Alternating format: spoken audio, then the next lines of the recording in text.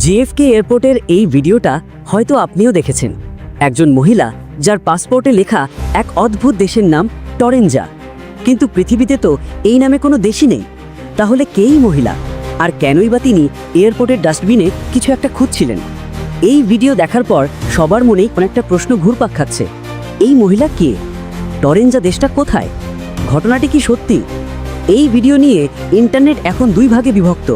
একদল ভাবছে এই মহিলা সত্যি সত্যি অন্য কোনো জগৎ বা প্যারালেল ইউনিভার্স থেকে আমাদের পৃথিবীতে চলে এসেছেন।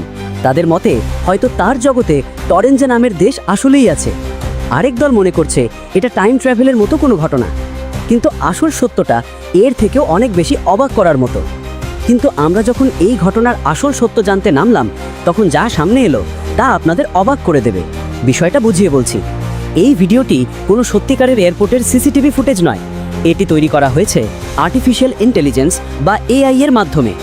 এআই হলো কম্পিউটারের এমন এক প্রযুক্তি যা দিয়ে এখন নকল ছবি, নকল ভিডিও, এমনকি নকল মানুষের চেহারাও এমনভাবে তৈরি করা যায় যা দেখে বোঝার উপায় নেই যে এটা আসল নাকি নকল। এই ভিডিওটিও সেভাবেই তৈরি করা হয়েছে মানুষকে বিভ্রান্ত করার জন্য। এর সবচেয়ে বড় প্রমাণ হলো এই ঘটনার কোনো খবর কোনো আন্তর্জাতিক সংবাদ মাধ্যমে আসেনি। সিএনএন, বিবিসি বা বিশ্বের বড় কোনো নিউজ চ্যানেল এই বিষয়ে কিছুই বলেনি। এমনকি জিএফকে এয়ারপোর্ট কর্তৃপক্ষ জানিয়েছে যে তাদের এয়ারপোর্টে এমন কোনো ঘটনাই ঘটেনি। এর মানে হলো ইন্টারনেটে যা কিছুই ভাইরাল হয় তাই চোখ বন্ধ করে বিশ্বাস করাটা এখন অনেক বড় ঝুঁকি।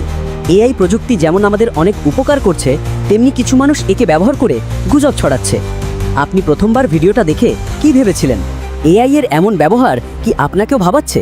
আপনার মতামত আমাদের কমেন্ট করে জানান। ভিডিওটি সবার সাথে শেয়ার করে সত্যিটা জানিয়ে দেন।